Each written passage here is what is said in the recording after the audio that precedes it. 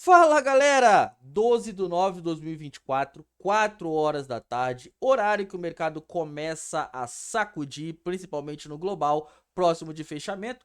Bitcoin está contando agora 58.200, a nossa lateralidade infinita, que é uma região de buy zone que eu coloco para vocês, que é uma região de compra. E pasmem, temos boas novas, tava tudo bem nebuloso à nossa frente, agora começa a clarear um pouquinho e a gente já consegue enxergar um ponto positivo aqui no médio prazo. É claro que setembro, como vocês já sabem, é um mês ruim, eu já mostrei para vocês nos nossos últimos vídeos, inclusive vídeos esses que eu tenho feito mais que live, mas calma, eu vou retornar às nossas lives logo logo, tô fazendo uma experiência aqui com esse momento de tentar trazer atualizações com vocês também em vídeo, ok? E claro, não se esqueça, se você é novo aqui no canal, tá chegando agora e gosta de conteúdo, se inscreve, deixa o like e ativa o sininho de notificações. Se inscreve, ativa o sininho para você não perder mais os nossos conteúdos. E claro, já estarei retornando às lives, tá? Então, eu vou explicar para vocês por que nós podemos ter um cenário bem otimista, ok, para final de ano. Os últimos dados, como eu venho mostrando para vocês, né, que vai de fato começar a calhar para o nosso primeiro corte de juros, será aqui em 0,25% pontos bases, que eu já vou mostrar para vocês o porquê. Faltam 5 dias e 22 horas para que aconteça esse movimento. E na realidade, essa reunião de setembro aqui da FONC vai ser a reunião mais importante do ano. Tudo bem que vocês já sabem, como eu expliquei no nosso último vídeo, que geralmente outubro, novembro e dezembro, principalmente ano de eleições, são meses de crescimento para o Bitcoin, e que de fato setembro é mês de lateralidade ou mês de queda, tá? Mas eu vejo um cenário positivo e o que eu quero trazer especificamente para vocês aqui nesse vídeo é que provavelmente 49 seja uma região de suporte muito forte, será bem difícil de nós perdermos essa região, tá? Eu vou começar para vocês explicando um dos motivos. Primeiro, um dos motivos, tá? Nós tivemos aqui, eu vou começar com vocês, tá? Com o calendário econômico, onde nós tivemos pedidos contínuos por seguro-desemprego que vieram na faixa, ok? Do que era a projeção dos analistas, tá?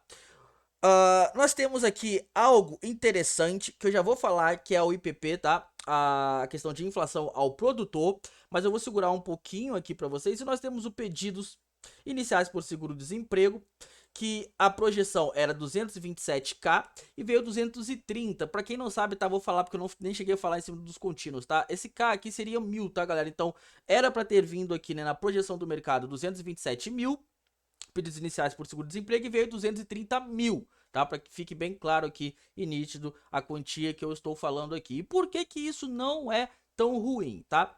Vem comigo. Ante esse movimento, o Banco Citi, ele tinha projetado um corte menor da taxa de juros do Fed após os dados da inflação que saiu anteriormente, que eu ditei aqui na nossa live para vocês, a gente comentou. E eles estavam aguardando de fato agora, tá, sair nessa próxima reunião o PPI. E o PPI nada é aquilo que eu mostrei para vocês anteriormente, que eu já vou comentar para vocês como veio, tá? O PPI, galera, que fornecerá insiders adicionais para esse movimento de corte da taxa de juros, é nada mais nada menos que o índice, tá, de inflação ao produtor. Então, a gente tem aqui PPI, só que é o inverso, né? O PPI dele sai aqui normal, tá? Mas é o índice aqui, tá, de inflação ao produtor. A grande questão aqui é que se esse índice viesse pareado com o que era a projeção do mercado, a gente vai voltar aqui ele agora, ó, ou bem próximo, tanto o mensal quanto o anual, não mudaria muito a opinião do Banco Citi e de outras institucionais. E eles vieram pareado. A primeira projeção para o mensal era 0,2 vezes 0,3, ok? E o anual de 2,5 para 2,4, ou seja, quase não altera nada. E aí, naturalmente, esses pedidos iniciais de auxílio-desemprego que vieram hoje aumentaram somente 2 mil. Se aumentou somente 2 mil, que era de 230k, veio 227, veio em média ali 2 a 3 mil, que tá falando 2 mil de aumento, mas aqui eles estão colocando em faixa, tá, galera? Isso aqui é o que eles estão colocando em faixa 3 mil, tá? A projeção era 227, que veio 230, né? E aqui eles estão colocando como um aumento de 2 mil, vou arredondar para um aumento de 3 mil. Não mexe muito, porque não mostra que o mercado ele tá sendo super enfraquecido. É um pedido acima do normal do que a galera estava planejando, que os institucionais estavam planejando, mas não é algo que altera bastante. Por exemplo, como se o projetado viesse aqui na casa de 227 e tivesse 250 pedidos, 250 mil pedidos. Aí mostraria um enfraquecimento. E aí, naturalmente, quando acontece isso, eles projetam maior corte de juros, ok? Para tentar salvar aqui a economia o mais rápido possível. E não, pasmem, tá? Esses dados vieram exatamente como o Banco Citi e outras instituições, JP Morgan, Morgan Stanley, estavam planejando. E dá uma olhada no que eu vou ler para vocês aqui, ó. O Citi prevê um corte mais modesto na taxa de juros do Federal Reserve após a divulgação, do último relatório de inflação na quarta-feira. Os dados mostraram um aumento mensal de 0,28% na inflação do índice do preço do consumidor, CPI, okay, subjacente em junho, e um aumento significativo de 0,50% no aluguel equivalente ao proprietário. E aí, espera-se que essa leitura de inflação leve o Comitê Federal do Mercado Aberto, FONC, ok, que vai fazer a reunião que eu já mostrei para você daqui 5 dias, a optar por uma redução de 0,25 bases. Essa redução mostra que o mercado ele não vai entrar em recessão agora, a não ser que eles estejam escondendo dados. E se nós não vamos ter uma recessão, nós devemos ter poucos cortes até o final do ano, naturalmente, o nosso risco de fazermos um movimento brutal aqui embaixo, ó, talvez em 40, 44, ele diminui bastante. E o nosso suporte continua sendo mais forte no momento, 49, tá?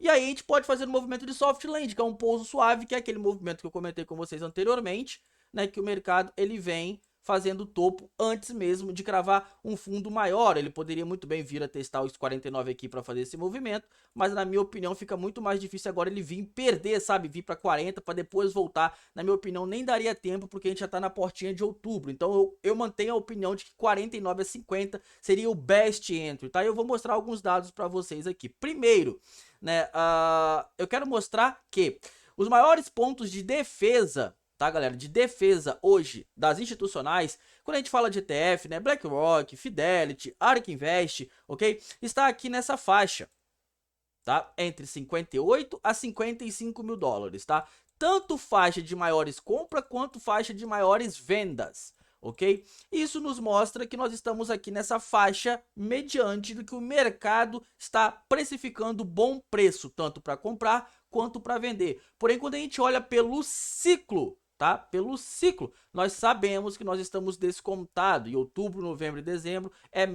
são meses gratificantes aí em questão de ROI, né? De retorno para o Bitcoin. Então, observando esses pontos e onde está a faixa, tanto que o preço médio da BlackRock dos institucionais, que estava em 63.200, esses dias estava em 62.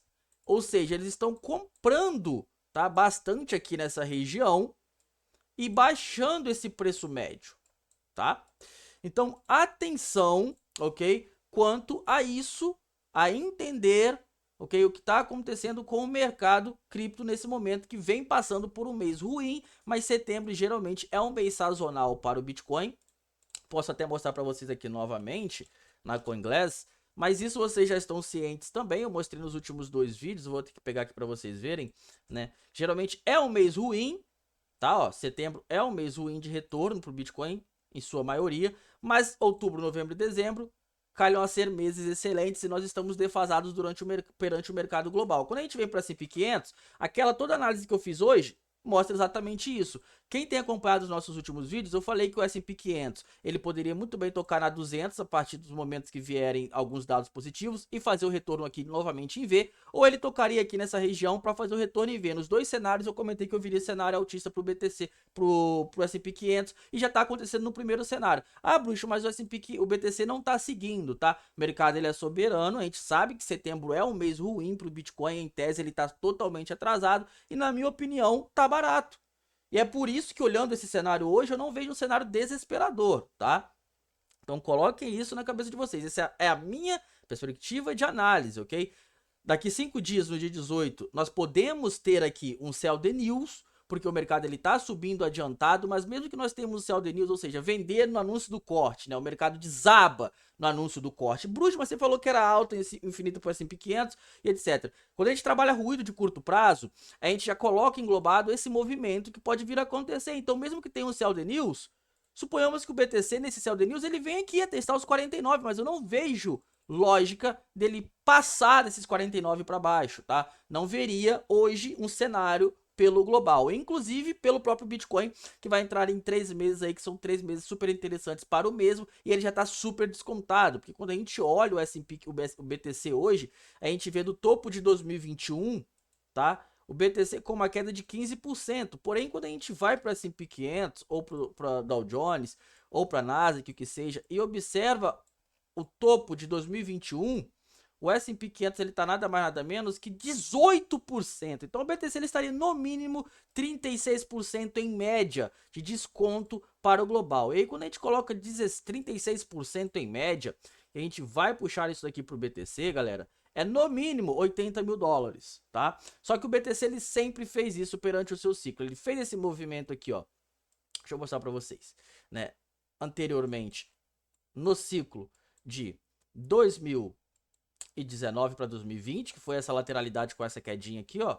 Tá, ele veio, bateu o topo, depois caiu de novo, bateu o topo, caiu de novo. Parece pouco, né? Mas quando a gente pega a queda, ó, foi de 21%, depois a gente pega de novo a queda do topinho aqui, foi de 16%, até que depois de fato ele vai e faz o rompimento. E aqui o BTC ele vem trabalhando também nessas regiões de 23, 25% direto, ó. Como a gente pega aqui, ó, 23, depois chegamos a agulhar 26 e agora chegamos a agulhar da última vez 30%. Então é um valor bem interessante no meu ponto de vista. E quando a gente joga no semanal, a gente começa a observar que nós temos o apoio da média de 50 períodos aqui em 53.900. Então também temos esse outro suporte. Então eu vejo, na minha opinião, uma região bem interessante entre 49 e 50 como a melhor zona, como eu comentei com vocês anteriormente. Como o mercado ele vem andando diferente, a gente tem que também, né, trabalhar de acordo com isso, mas eu acho que tá super barato, até mesmo em 58 mil dólares, tá? Visando médio prazo para outubro, novembro e dezembro, eu vejo dessa forma, ok? As altcoins começam a ter um respiro, mesmo com o BTC com a dominância um pouquinho mais forte, tá? Mas, na minha opinião, ainda o BTC, né, e a própria Solana, o Ethereum tá um pouquinho mais fraco, mas no momento, mas a própria Solana e Ethereum devem performar mais agarradinhos com o BTC perante esse movimento de dominância, tá? E a dominância do BTC no semanal começou a cruzar a 100 com a 200, indicando também mais um movimento de alta para o mesmo. Então ele deve atingir a região de 60 a 62% de dominância, demonstrando que sim, nós devemos ter uma alta aí para o nosso querido Bitcoin, tá? Quando a gente vem aqui para o ponto interessante de liquidação, nós vemos que nós temos uma liquidação gigante aqui nessa região de 30 dias, ok? Que está em torno aqui de 64 mil para pegar, ok? 7 bi do mercado.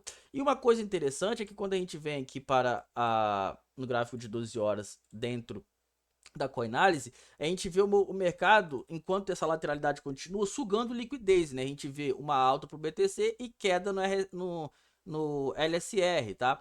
A gente vê o mesmo movimento aqui anteriormente, ó. Cai aqui o BTC, tá?